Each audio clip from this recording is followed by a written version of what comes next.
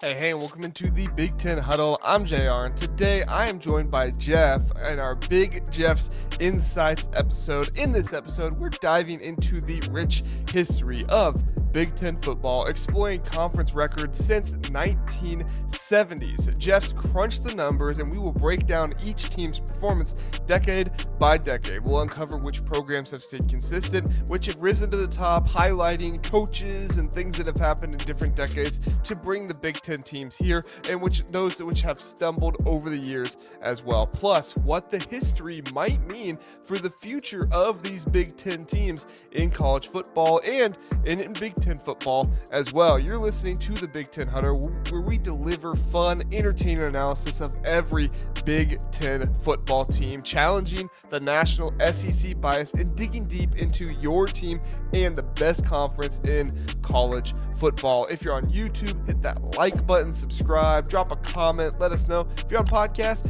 give us a 5-star rating. It helps grow the show so much. It helps grow challenging that national SEC bias. So if you hate the SEC like I do, help us out. All right. Catch our daily podcast Monday through Friday by 9 a.m. or join us live on YouTube at 9 p.m. Sunday, Tuesday, and Thursday nights. This one's a premiere. Had to do this one a little bit early, but we appreciate you being here. Please do follow us on Twitter and Instagram as well. Thank you for tuning in and enjoy this episode.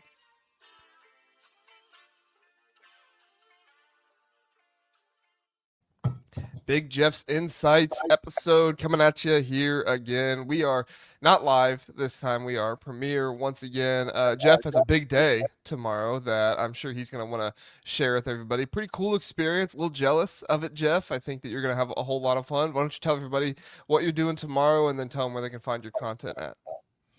Yeah, first of all, content on X at Big Jeff's FT Ball. And then my website, bigjeffsfootball.com. So one of the reasons why we've been doing these not live on Thursday night is my son is on a neighborhood swim team on Thursday nights, highly competitive team that's super fun. We're swimming again tomorrow night, but the bigger thing is he's a rising junior playing for a high school here in Georgia, and they have a 7-on-7 tournament at Kennesaw State. Various programs will be there, some really good ones. And it's pretty interesting. Many colleges will be sending representatives, and the two teams from the Big Ten that will be there are Michigan and UCLA. I thought that was really interesting. And I could tell you, if UCLA is at one camp, they're at other camps. So UCLA is recruiting Georgia, and if you're recruiting Georgia, you're recruiting Atlanta. So pretty interesting, because not all schools decide to go after it. If you're going to go after a particular region, you're either all in on it or there's no partially in. So it'll be pretty fun. It's tomorrow morning, get to see the teams, and maybe next week I'll report on it a little bit, JR. So Georgia's certainly a hotbed of talent. For those of you who don't know, been here in Atlanta for 20 years. So Mr. Big Ten guy in the middle of SEC countries. So I think that's a good thing, though. Something I can add of value to the Big Ten Huddle is making sure we're keeping close tabs with our SEC brethren. There we go. I like it. Yeah, very cool. Very good talent down there in Georgia. It's one of the reasons why I've been wanting the Big Ten to take Georgia Tech as a serious conference expansion team because of all the talent down there. And obviously, if you get a representative down there, team, then that can just add to recruiting. Also, Florida State, Miami, one of those two teams down in Florida, I think it would really help the Big Ten out in a whole lot of ways. Those teams like Michigan, UCLA, and those other teams that recruit down there in Georgia and Florida. All right, that is a lot of good information there. We appreciate it, Jeff. We have some other good information.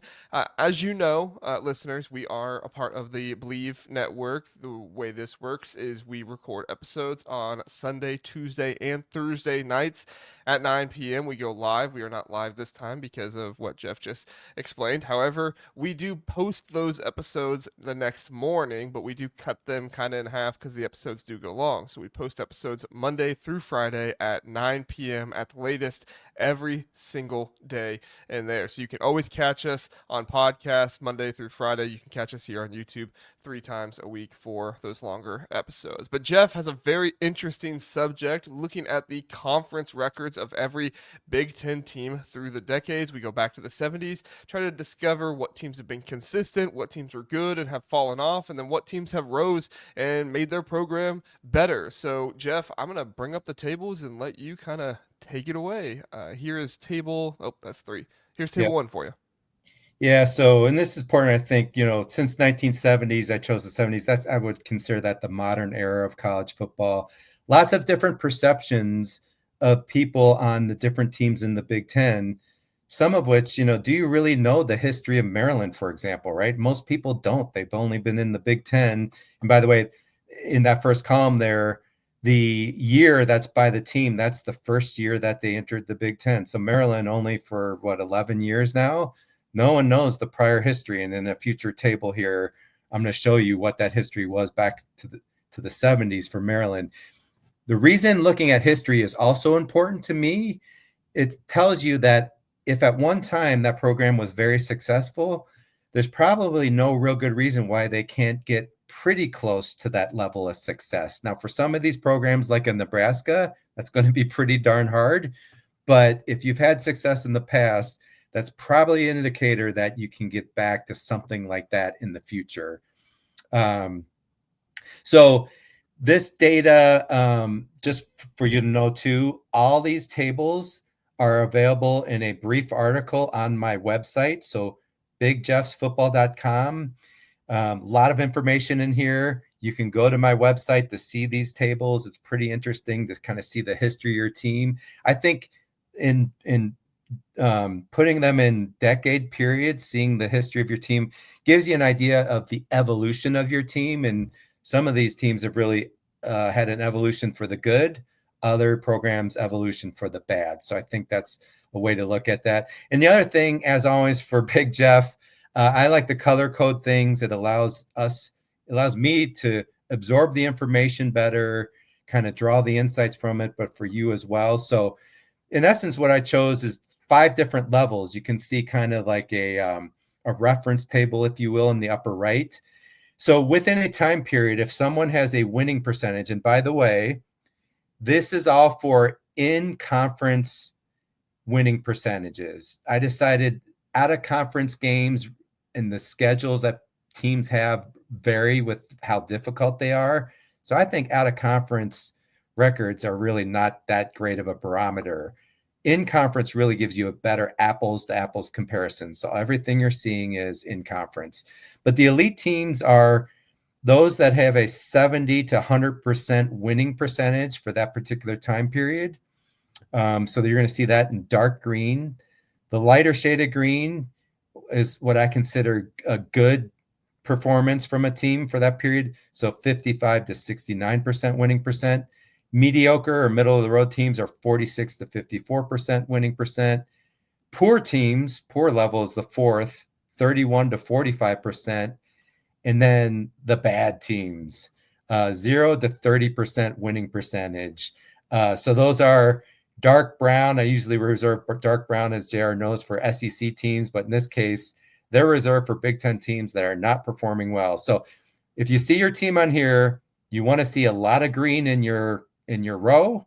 You don't want to see the dark brown in that row there. So I'm showing this data here. You can see a lot of gaps here because USC and Washington, and of course the Pac-12 teams, they weren't in the Big Ten prior. So you're going to see a lot of gaps here. Just to give you a flavor for the information, wanted to give you that background information. I'm not going to get into the details on this one because I want to go to the next slide here and really first isolate on the 2020s. So I remember 2020s by definition here, that would include the 2020 year, which was the COVID year. So it wasn't a complete year through last season. So we're really talking about 5 seasons, even though COVID was like a partial season. I did put the Pac-12 teams in red font here just because, that winning percentage is only for 1 year. So really, Oregon is the team of the 20s for the Big Ten because they had 1 year, they went 9-0. They're at 100%. It's a little deceptive, right? But that is what they are. So one of the big insights here is really, this indicates to me how top heavy the Big Ten has been. There's only 3 teams in the darker green. So only 3 teams with a better than a 70% winning percentage. That's Michigan, Ohio State, and Oregon. The 2 in the good range are Iowa and Penn State. And that's one of the, you know, so one of my first takeaways from this really is how top heavy the Big Ten is. 6 teams with an over 500 record over only, and 12 under 500. So that needs to change. And again, if you isolated, I think the last year or so, I do think that's changing, but the data is what it is. And this does say that for this decade, we've got a lot of mediocrity happening, and we need those middle of the road teams to do better, to perform better, and not have Ohio State dominate and have an 88% winning percentage. That's not good for the conference. It's great for Ohio State. It's not great when Oregon comes in too and dominates pretty much and goes undefeated. So that's kind of my first takeaway. JR, I'm going to give you a chance to make your comments here in a second. I guess the next thing to say is, who would you think would be the 4th best team in the Big Ten from a winning percentage in the conference in the 2020s? Would most people be saying Iowa? I mean, it's Iowa, and it's surprising to me. I knew they would be up there, but the fact that Iowa is higher than Penn State, and Penn State's not far behind them at a 67% win percentage versus Iowa's 69%, but really speaks to the good job Kirk Ferentz has got. I know, JR, you had Juck on, and the perception of Ferentz is he's behind the times. He's got that dinosaur offense. The reality, though, he wins. I mean, he might not beat the big teams and win the biggest games, but just from a pure winning perspective, he's so consistent, and this data really shows it. And then, frankly, Penn State being at 5, but only with a 67% winning percentage, to me, that feels kind of disappointing, frankly, that winning percentage for them, right? They see themselves as wanting to be with Ohio State and Michigan. They're really not right now. Now they've got a team with the chance to do that. And then you can kind of see the rest. Minnesota and Wisconsin, only 2 teams in the mid-range. It's kind of, you'd think there would be a bunch of teams in that mid-range, JR.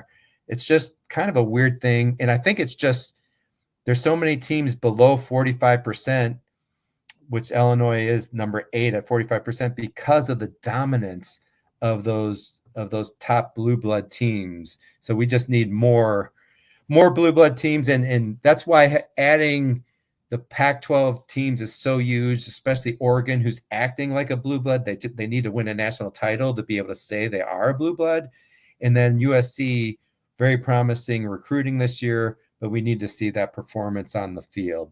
So I'm going to stop there. I threw a lot at you. JR, comments, surprises, what are your thoughts on this 2020's information? Yeah, first off, I'll list off the numbers for those listening on podcasts since they aren't able to see um, the data. In the elite section, we have Oregon. Of course, they only 1 year in the Big Ten, 100% winning percentage. And then you have Ohio State at 88%. Michigan is in 79%. In the good section, you have Iowa and Penn State. Iowa at 69%. Penn State with 67%. In the mediocre section, you have it called. You have Minnesota and Wisconsin. Minnesota 51%. Wisconsin 50%. And then this is where you get kind of bad, as you have the poor section, that 31 to 45%. You have Illinois, USC, Washington, Purdue, Indiana, Michigan State, Northwestern, Maryland, UCLA in that order. And then in the bad section, you have Nebraska and Rutgers. Nebraska 30%, Rutgers 29%. Yeah, you texted me and asked who I thought the 4th team in the Big Ten was, and you made the caveat that to include Oregon in their one season. And so I thought it was Penn State, but then you asking made me think, it's probably not Penn State if he's asking me. So I did guess Iowa, but Iowa was not my first guess. However, like I've said about Iowa before, Kirk Ferentz dominated in the Big Ten West, especially once he figured things out. Wisconsin kind of started to fall away after COVID, and that's really where where Iowa shined. Now in 2015 they had a very good season and won the Big Ten West. I believe that was the year they did it, 2015.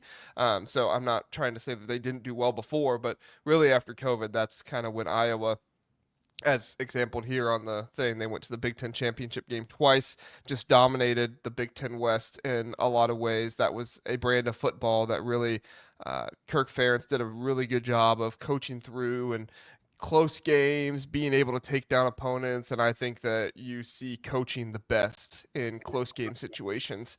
And that's where Kirk Ferentz shined. And I think that's where Brett Bielema the past 2 or 3 years has shined as well. That's a reason why I'm higher on Brett Bielema than some other people are, or I was higher on him than other people were before they were high on him.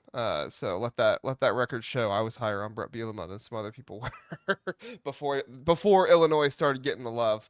But yeah, I mean, a lot of this just kind of confirms a lot of the thoughts that I've had about the Big Ten really since the 20s. I mean, Minnesota at 51%, sixth in the conference. That doesn't surprise me at all. Wisconsin at 50%, I suppose, is a little surprising just because the last couple of years they haven't been great under Luke Fickell. They're going to have another tough conference schedule this season, so I presume that's going to drop. But I'm not super surprised by Purdue being, right outside of the top half, and Michigan State and some other teams like that. Northwestern's up there a little bit. They went to the Big Ten championship game in 2020, but Pat Fitzgerald, he would kind of have the good year, the bad year, the good year, the bad year, and then obviously when he left, it was actually really impressive what David Braun was able to do the year after he left.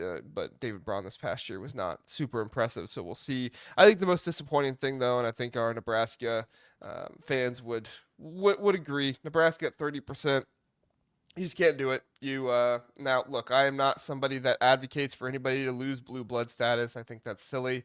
I actually don't even think anybody can gain blue blood status personally, Jeff. I think that's that's a contradiction of what the statement was when it first started, and you can have new bloods and stuff like that, but blue blood status isn't something you gain or lose, in my opinion.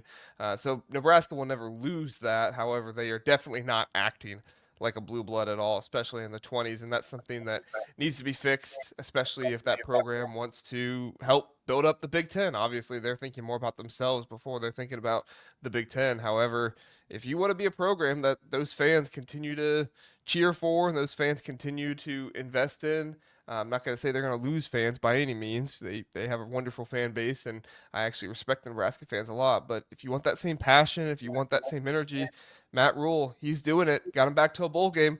If he can get them to 8 or 9 wins this season, have a winning record in the Big Ten, that's going to be huge for them, and it's really going to help this Nebraska program that's kind of been dead in the 2020s kind of revitalize themselves and get back to more of a respectable position in the Big Ten.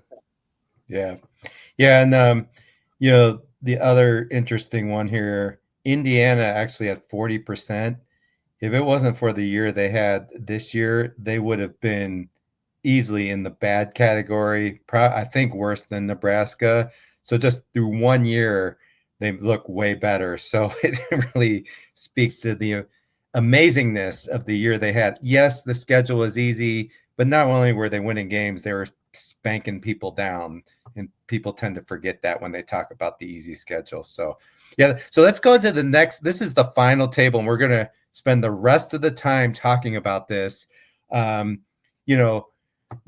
got the tier. So what we do here is this is every decade, and I also added in for the teams that joined the Big Ten from their prior conference record. I included those stats in here to, again, get an idea of the history of that team, to know what they're kind of capable of in the future. And by the way, I forgot to mention this.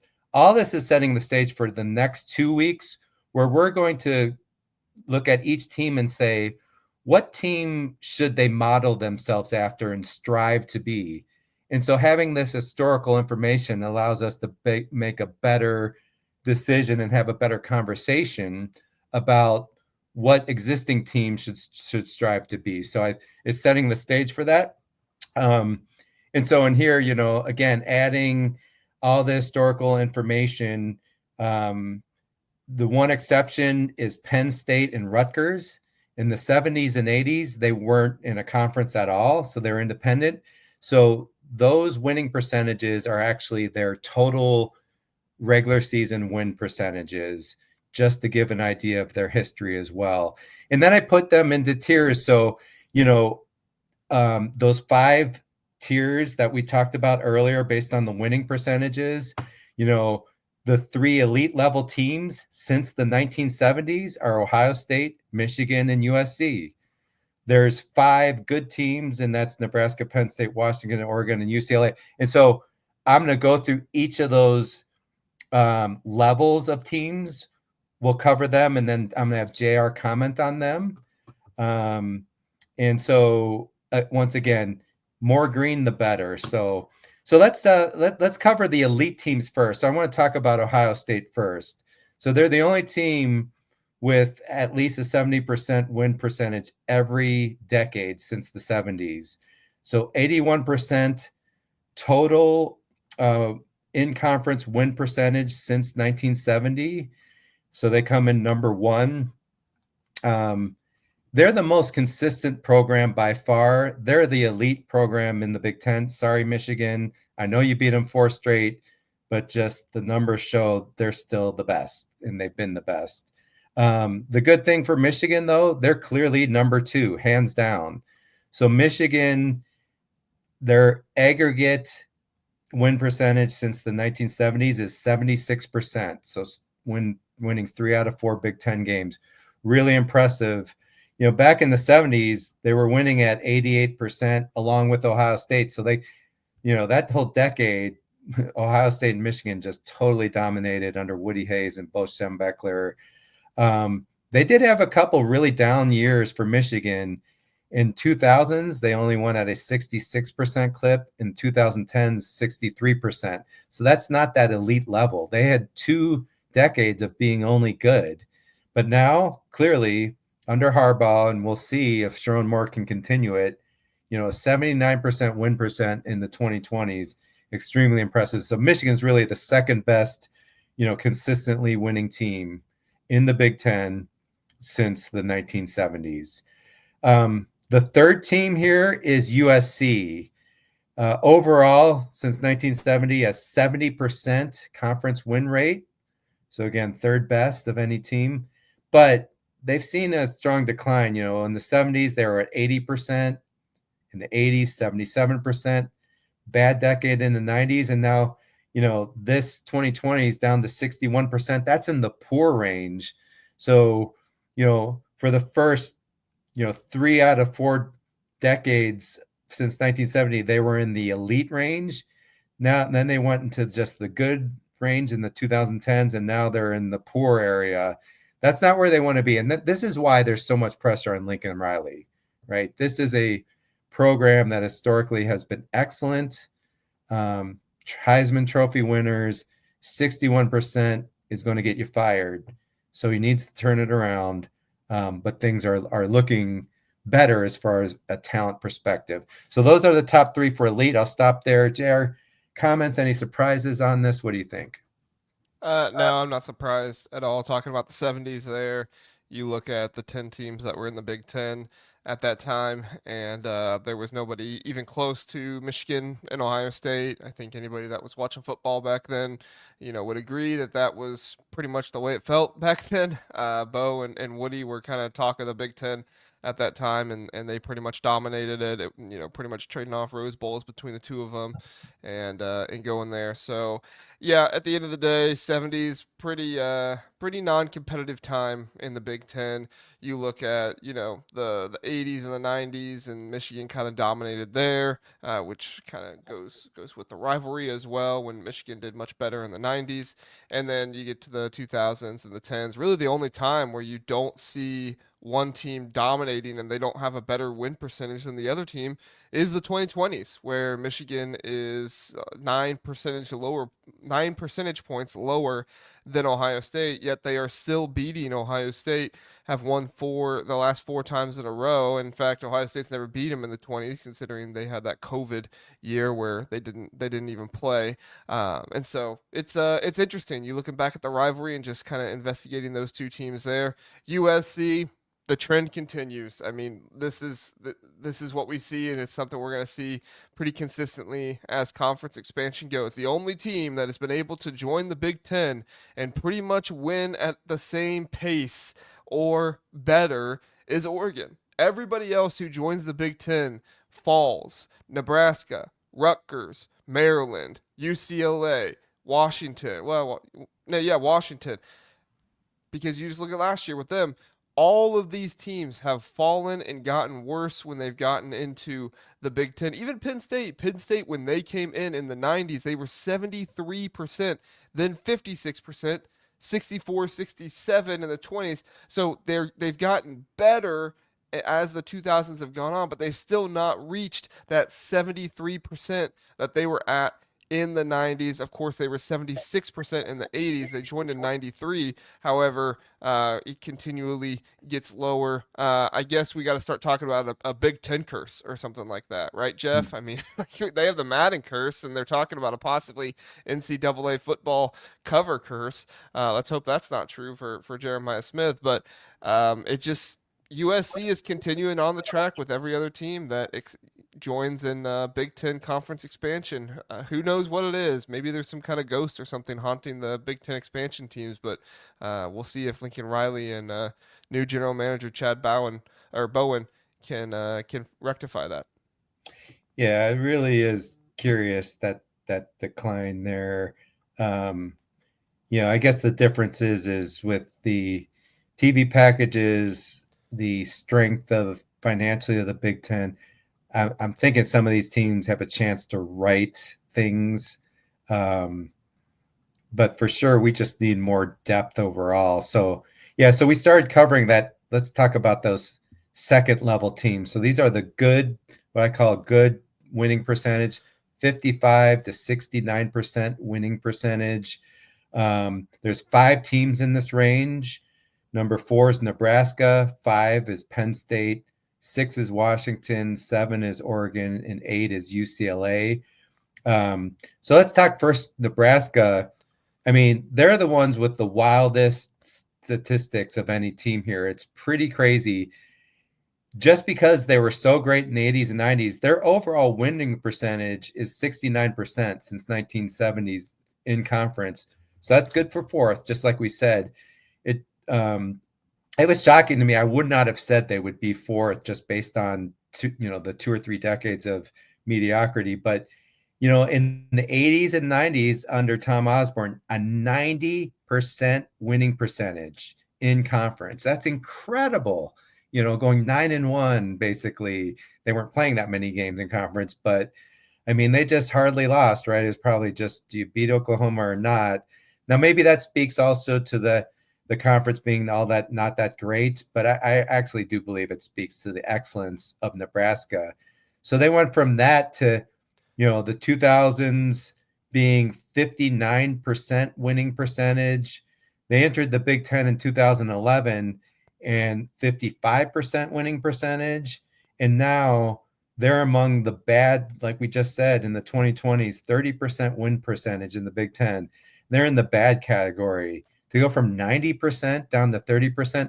I mean, if you ask a Nebraska fan, whether it was in the late 90s or the 2000s, if you showed them this, they would say there is no way we're going to be that bad and have that kind of performance. No, they would bet their house that this would not happen. And I'm not trying to pile on Nebraska fans, but the numbers are the numbers. Now, then on a good note, I think Matt Rhule is going to do good things, and they're going to improve here. But, they're not going to get back to those 90% winning ways because things have changed since then. Nobody's going to get back to 90%.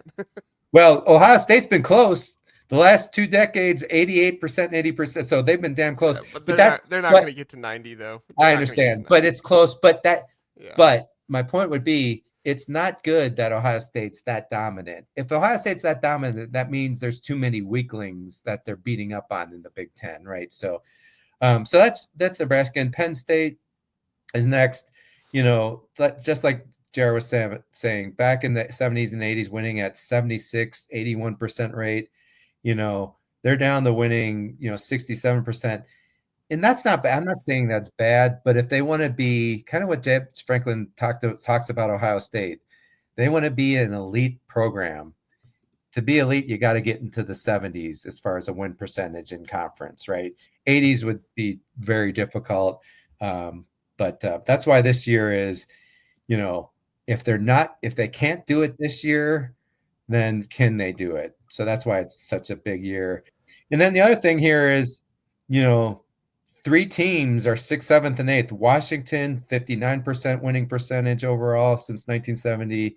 Oregon at 57%, UCLA at 57%. 4 of the top 8 teams in the Big Ten in winning percentage in conference are those 4 of them are from the Pac-12.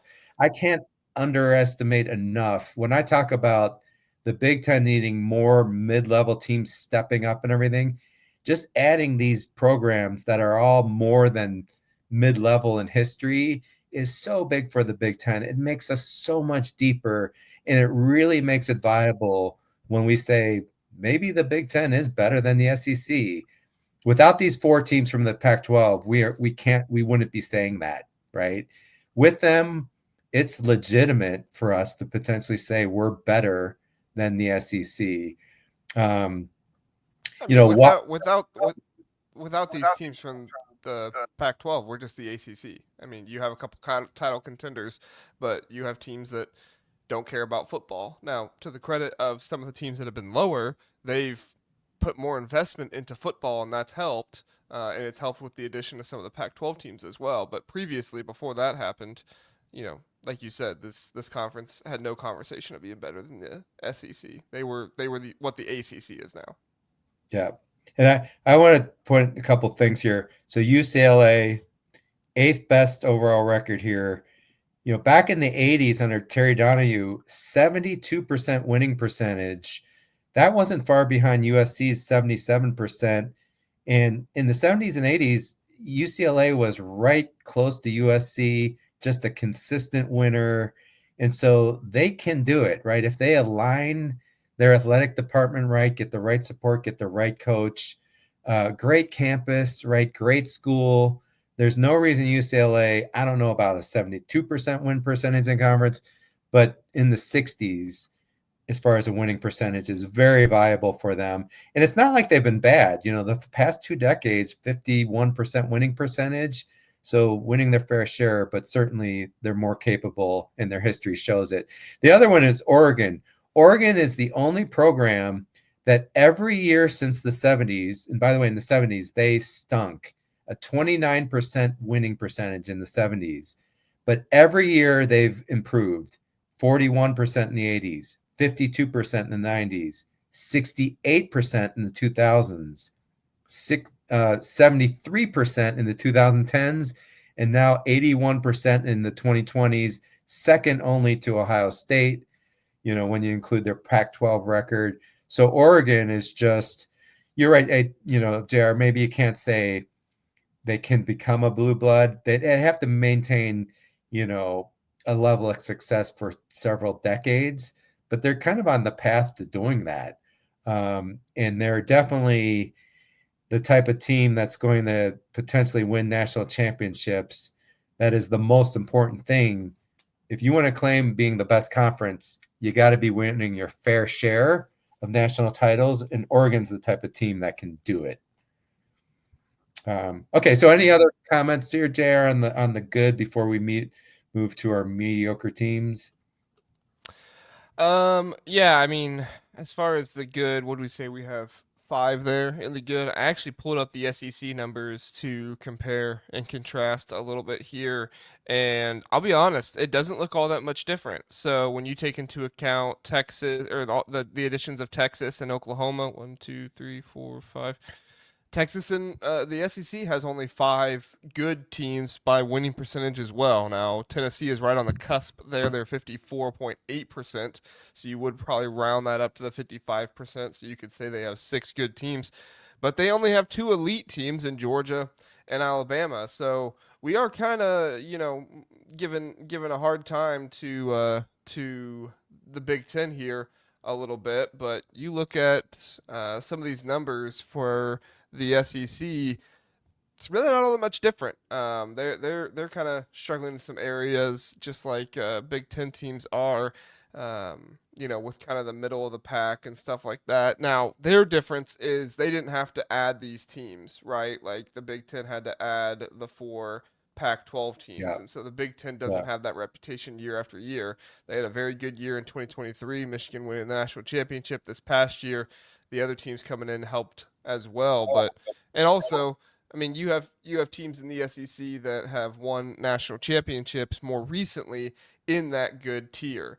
Washington made the national championship game, but they didn't win it, and they don't seem to get credit for making that national championship game nearly enough. People give a whole lot more credit to LSU winning it in 2019 than people seem to give Washington for making it to the national championship game in 2023. People also don't give credit to Penn State for getting to the Final Four of the college football playoffs. They try to say, oh, well, they had a cupcake run, whatever it is, whatever that might be. But people like to give credit to Georgia for being a very good team. I got news for you. Georgia hasn't won a playoff game in the past 2 years. So they won 2 national championships in a row. Good for them. What have you done for me lately? You haven't won a postseason game in the last 2 years at Georgia. That's including the conference championship game. So that's to me a little bit of unfairness for some of the Big Ten teams with not getting the recognition that other teams get. And then, it's Ohio State's fault that Oregon doesn't really get some credit. I feel like people are down on Oregon this season because of what happened in the Rose Bowl, but their ascension from the 70s here, 29% conference win percentage in the 70s to 81%. Now that's including the Pac-12 to 81% in the 2020s. Yeah. I mean, that's just ridiculous. That is the second best winning percentage when you include Pac-12 games. That is the second best winning percentage in the 2020s of the Big Ten. That would have been the worst. That would have been the second worst. Sorry, Northwestern, the only one worse.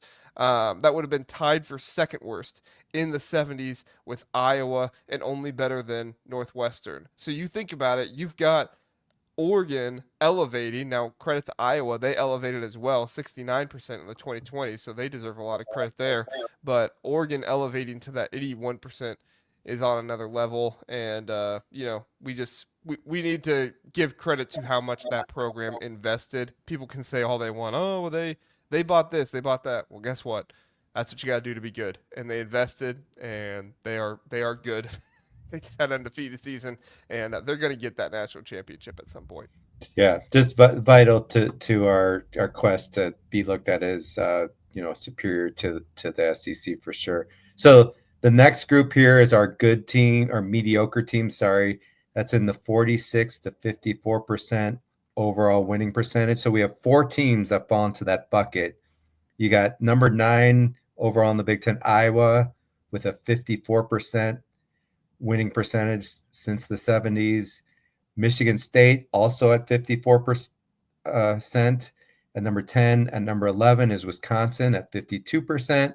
And then Maryland, I put them in that category, but they drop off there. It's 46%. So really, Iowa, Michigan State, and Wisconsin are all right there, 52 to 54% winning range. They all have their own story, though. I mean, Iowa, you mentioned, Iowa at one time was as bad as Oregon. In the 70s, they had a 29% winning percentage. And then Hayden Fry came aboard. So Hayden Fry came in 1979 and took them from 29% in the 70s. 1 decade later in the 80s, they were 68%. And they were challenging Michigan and Ohio State for titles. Super impressive. Just totally changed the dynamic. And then since then, Iowa's only had 1 decade under 500. That's the 1990s, and they were barely under 500, 49%. So Iowa's just been really for 5 decades now, pretty much at least a 500% or better program. And we're talking conference games, not total games, right? I mean, that's really impressive. And the other thing highlight, 69% winning percentage in the 2020s, like we talked about earlier. That's the highest winning percentage Iowa has had since the 70s. Now, if I went back further, I don't know. It might be the best winning percentage they've had since forever. I didn't go back that far. So, but really, I know Kirk Ferentz takes a lot, and what I think a lot of it is what could have been. And I do agree that you wonder with those elite defenses, what if they would have had even a good offense? What would that have looked like as far as an overall team? So I get that, but he just wins, and that's impressive. The other one I have a theory, Jeff. You tell Yep. me if this theory it will be quick because I don't want to take too much time with it. I have a theory that Iowa has elevated themselves to this point in the Big Ten where they are among the elite slash good. They're not in that elite section, but they've had some years. They won, what was it, 10 games twice in the 2020s. So I mean, you are close to an elite, if not an elite program, if you can win 10 games twice in a 4 or 5 year span. But they have elevated themselves up to this level, but they still, like, their rivals are Wisconsin, Minnesota, Nebraska. Nebraska's been below that level. Wisconsin elevated themselves up there for a time, but they've even brought themselves down lower. For me, it almost feels like Iowa fans, they I don't want to say they're complacent because that's insulting to Kirk Ferentz and their fan base, and I don't think that's accurate. But I think that the people that are most critical of them are the Ohio State fans, the Michigan fans who say, "Don't you want to be like us? Yeah. Don't you want to compete for national championships? Don't you want to compete for playoff spots?" And Iowa continues to say, "Hey, if we make it, great. But if not, we'll beat our rivals. It'll be fun. We'll have a good time, and we'll see you next season." And a part of that is part of having a coach for a long, long time. You had Hayden Fry and Kirk Ferentz. These are your two coaches since, what was it, 1980 or 1979. 1979? You only had two coaches since then, which, Yeah. don't get me wrong, that's impressive that you had coaches with that much longevity and could do that much. But I do think there is a sentiment from the elite programs in the Big Ten that are saying, don't you want to be elite? You're there. You can become elite. But as we saw with Nebraska, Yeah. you don't want to squander that away with a Bo Pelini if he's getting the Yeah. job done. Yeah. You don't want to see what happens if he doesn't get it done. Then enters Mike Riley, and So that's the bottom line is for Iowa, the consistency of coaching in the culture. They know who they are, and they recruit to who they are, and so that reinforces just consistency.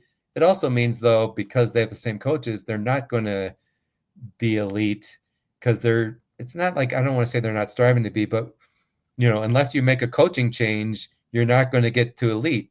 But you hit on a good point. You could make that coaching change hoping to go to, elite status and go the opposite way. And it tends to happen. It's more likely you go the opposite way. Ask your Tennessees and USC and Miami's than, making that change of a good coach, hoping they go elite, and it usually doesn't. So, yeah, I like your theory there.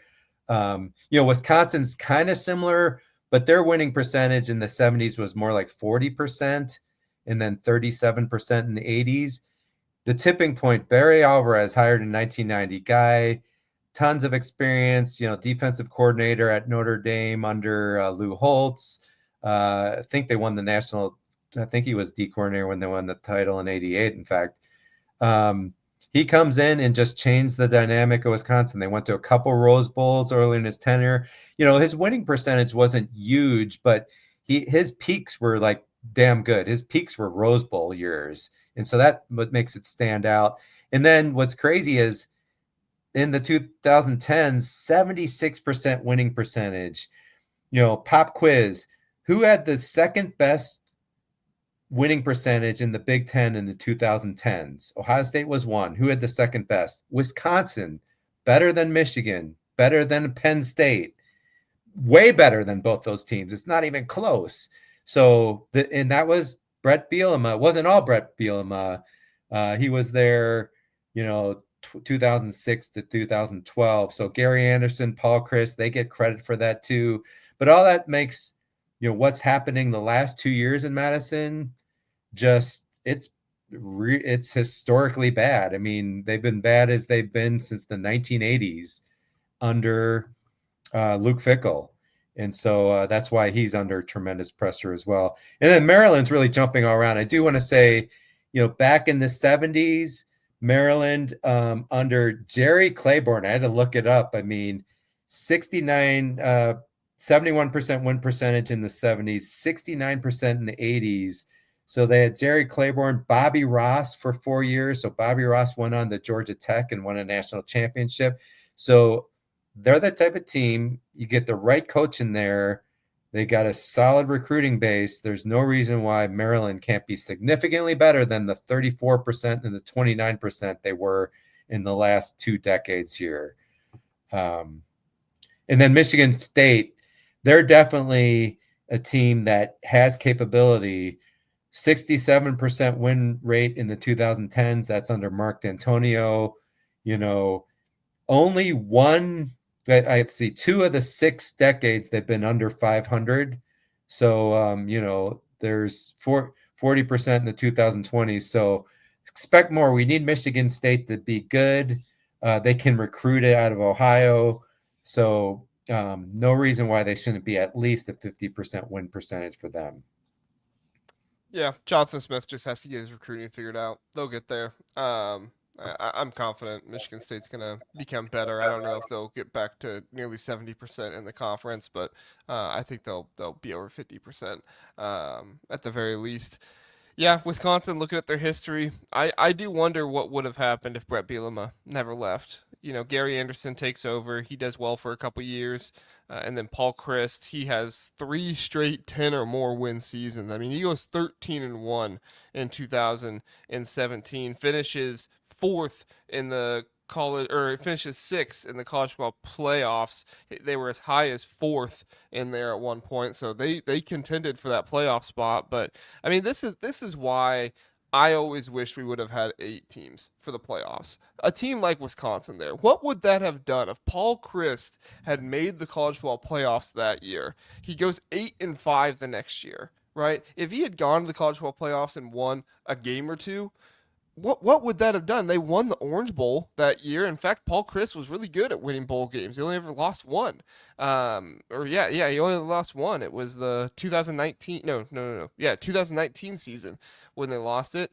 And I always felt like Paul Chryst, was kind of had 2020 held against him more than most other coaches did. I don't know. Maybe a Wisconsin fan can tell me if I'm wrong there, but it always kind of felt like that. It felt like other coaches didn't really get 2020 held against them as much, and Paul Chryst seemed to have. And then obviously he starts 2022 not very well. Jim Leonhard takes over. It's all history from there. But yeah, definitely Wisconsin. They can be better. They should be better. Luke Fickell, we'll see what him and Jeff Grimes do, but he needs to fix it because Wisconsin could be much better than what they have been. Yeah. All right, let's jump. We're trying to keep our pods a little shorter, right, JR? So the 4th group are the poor level teams. There's 4 teams here. Purdue at 43%, Illinois 40%. These are winning percentages since the 70s in conference. Minnesota at 38% and Northwestern at 35%. So first, Purdue, they actually have had some good history when they've had good quarterback play. So Gary Danielson, who just retired as a broadcaster, star quarterback in the 70s. Purdue had a 54% win percentage back in that decade. That's one winning decade they had. The other winning decade was the 2000s at 51% win percentage, and that's when they had Joe Tiller coaching, and of course, Drew Brees was their star quarterback, right? So they're going to struggle to do well unless they really get that right coach with the right fit, like the Jeff Brom was. Really 4 out of the 6 decades they've had an under 500 record. Next is Illinois. they've always been a disappointment. So 40% overall. Had some good success in the 80s. That was their peak. They had a 64% winning percentage. That was under Mike White. They had a couple years where they went to the Rose Bowl, I believe, but they always followed up that Rose Bowl year with like a clunker. So it was really frustrating, I think, for Illinois fans. They'd never had any type of consistency in this program. And you could see some really bad years. 2010s, 24% winning percentage. That's just awful. And so 5 out of 6 decades, Illinois has been under 500 in the Big Ten. So really shows what Brett Bielema is doing so far the last couple of years, and the expectation this year, it's very impressive. Next, Minnesota, 15th overall in the Big Ten since 1970 with 38% overall winning percentage. What's impressive about them is PJ Fleck. I know he takes a lot of flack, and just some people that they just have a perception of him maybe that he's a pretty good coach, but he's kind of overrated as far as being real good.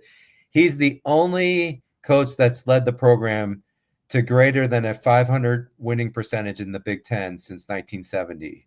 So every other decade has been, in fact, the best was 45% in the 70s. Second best was 40% in the 2010s. And then now 51% in the 2020s. So Minnesota has a really poor history since the 70s, and Fleck has actually done really well. Everything's relative, right? It's relative to their history. I think he's done a good job. And then Northwestern's just a great story. Northwestern, back in the 70s and the 80s, they were the doormat.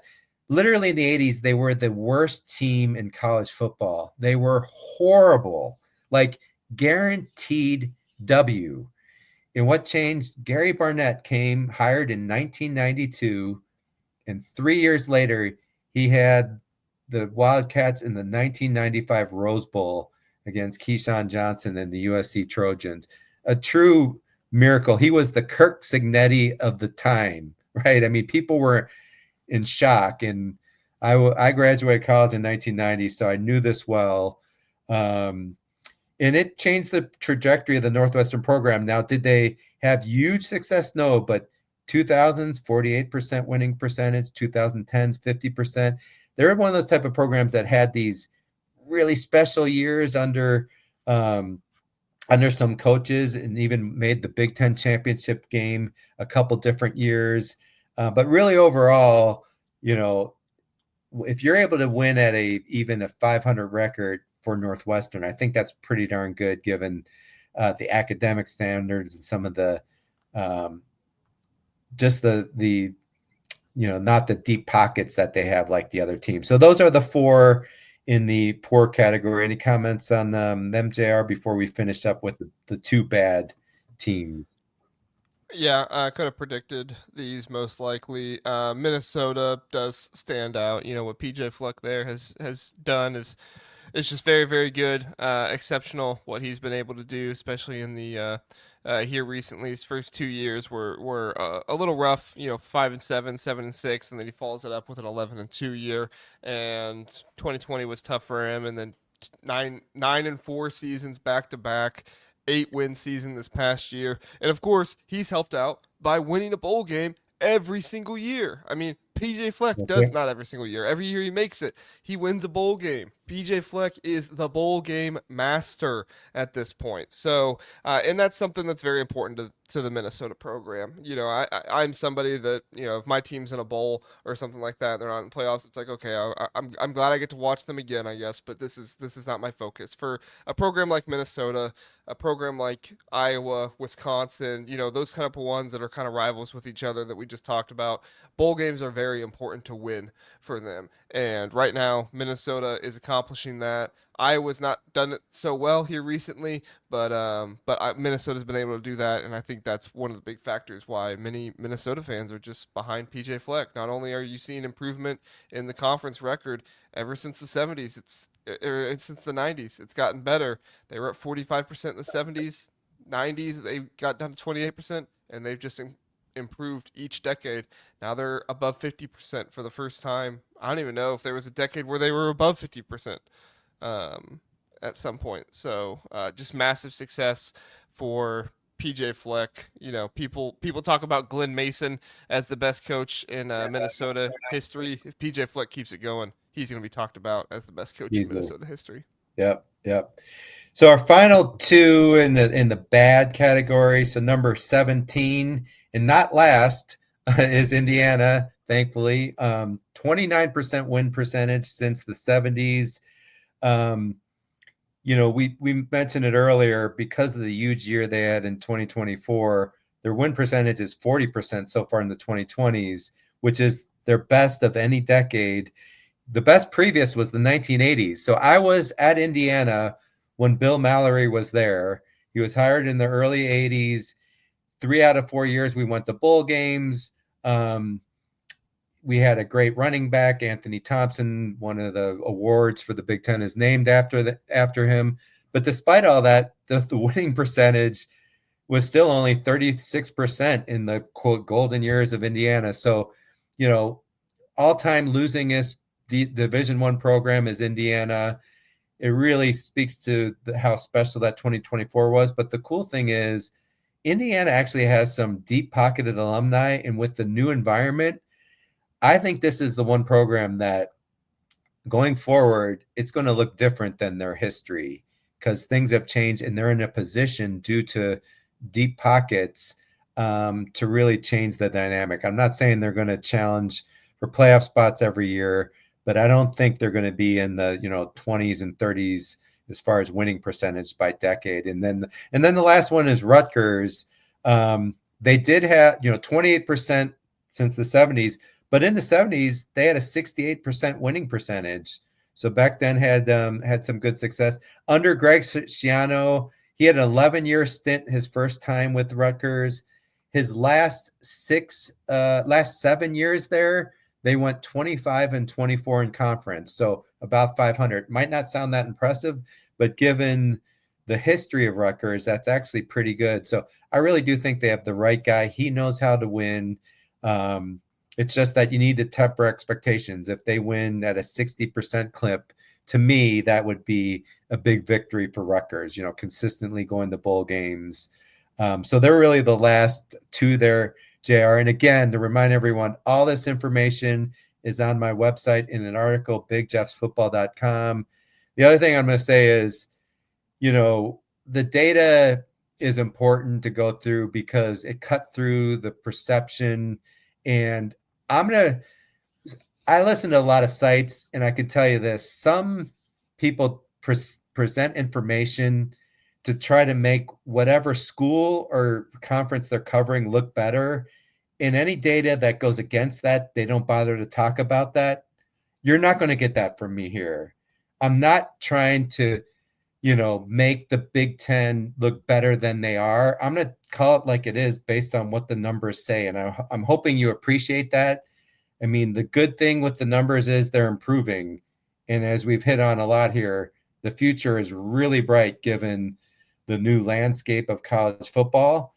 But if there's certain time periods where we weren't that good and the numbers say it, I'm not going to hide that information from people, right? So there's no Big Ten bias here, JR, right? We're really kind of tell it like it is, if you will. So hopefully that's respected and expected from us. Well, maybe not from you, Jeff, but I can't always hold myself back. So, and That's I all admit right. it. So I admit it. Yeah, no, definitely try to be as fair and honest as we can here. And even if I do have Big Ten bias, I'll normally admit it. But I'm not going to stop me from making my case because I think there's been so much SEC bias that a little bit of Big Ten bias flavor isn't such a bad thing if it gets my point across every now and then. Not always, but every now and then. Okay. Anyway. Indiana, yeah. I mean, can you guess the last time that Indiana was ranked four times in 6 years, Jeff? Yeah, that would have to go back to the 1980s under Bill Mallory. I Yep. mean, yeah. And they were ranked 4 times in 6 years. They got up to 11th in 1987, but of course they ended that year 8-4. So they did not finish ranked that year, which That kind of that stinks. But year, I remember this distinctly. I was there. Yeah. The second to last game, I believe, is against Michigan State. If they win that game, they would just need to beat Purdue and they would go to the Rose Bowl. But Yeah, they went Michigan to the Peach State, Bowl that year though. yeah, Michigan State's running back ran for like 270 yards or something insane and just crushed our soul. Yeah. So yeah, I But like yeah, I it. mean, it's interesting. We're looking at these numbers now, and Kirk Cinetti and Tom Allen. Of course, Tom Allen he got fired after a couple bad years, but they were really the ones that made it good here recently. Kirk Cinetti, obviously, in his first year, he gets them higher than they've ever been. Tom Allen got them up to 11th in the college football playoffs, and that's actually where they finished in the college football playoff rankings in 2020. Unfortunately for Indiana, people don't like One to year. count the 2020 year. However, for Tom Allen, that was his best year. That was when he did it the best. And then he's coming after Kevin Wilson, who Kevin Wilson he kind of had his issues there, but I mean he kept Indiana consistent. Made two bowl games with them there at the end of his time. So unfortunately they lost both those bowl games. But yeah, I mean this is who Indiana is. We are seeing more success from Indiana right now than we have ever seen before. Not just the past season. I think that's something that's important to bring up. I tell people this like. Indiana had good years before this past season. In 2019, they went 8-5, were as high as 24th in the AP poll. In 2020, they finished 11th in the college football playoffs. In 2021, Jeff, they were AP preseason. Now it didn't work out for them. They went 2 and It 10. didn't work. So, but No. AP preseason, they were ranked 17th. If you're going to tell me that they're ranked 17th after finishing 11th in the college football playoffs rankings in 2020, they got to be higher than 17th after this last season, right? I mean that looks sustainable. What we saw in 2020, a lot of people said it wasn't sustainable, and teach their own, I guess. Whatever your thoughts are there, I think it has more to do with losing Michael Penix and some star players. But Yeah, Indiana didn't lose his their star chemistry did. players. They lost Curtis Rourke, who finished in the Heisman voting, but they did a very good job bringing in Fernando Mendoza too. So I guess my question to you, Jeff, is: do you think they'll be as high as 17th in the AP poll preseason rankings? I don't think so. No, but I think they'll be top 25. And then obviously they'll get a chance early in the season. I think they have an early game against Illinois. That game is such a big game for both those schools. Man, the winner of that they're going to jump. The winner is going to jump. Now Illinois might be high already because Illinois, the media is I pretty I damn. don't think they'll be as high as some other people have them right now. I think they were kind of in a love fest a little bit in the off season. I mean, I think they should be high. Don't get me wrong. I'm not saying they Yeah, shouldn't, but typically these AP people start reading FPI and everything like that, and they're like, "Oh wow, Illinois 46. Put them 22nd." yeah, So yeah, it's unfortunate for Illinois, but it is what it is. So yeah. they got to beat Duke, though. If you're an Indiana fan, you are rooting hard for Illinois against Duke. Going to Duke, and I listened to a podcast today where they said that Duke is going to be better than they were last year. They're So a well-coached I don't team. know. Yeah. Yeah, So we'll see yeah. what Manny Diaz can do. But that's all I got, Jeff. Anything else? Yeah, no, that's it. Hopefully, this was informative. And again, to set the stage for the next 2 weeks, where we're going to talk about each team and like what programs should they be striving to be, right? Like kind of like stretch goals, and then maybe like, okay, here's more realistic who they should. But I think it's going to be a good conversation. I want to divide up into two different podcasts to try to keep it shorter, right? So we'll cover 9 teams each the next 2 weeks with covering that topic. Very good. Very good. Part one next week, and then part two the week after that. Hey, everybody, we appreciate you being here. Jeff, we appreciate you coming in for your Big Jeff's insights. Go follow Jeff on X, Big Jeff FT Ball, and then his website, bigjeffsfootball.com as well. A lot of good articles, a lot of good information over there. We will see you next time on Big Jeff's Football Insights. Join us Sunday night for our episode there. Zach will be back from his suspension. He wasn't really suspended. He was just on a retreat with his family. So, but still, we'll say he's suspended. So, we appreciate you being here, everybody. Have a good one. See you next time.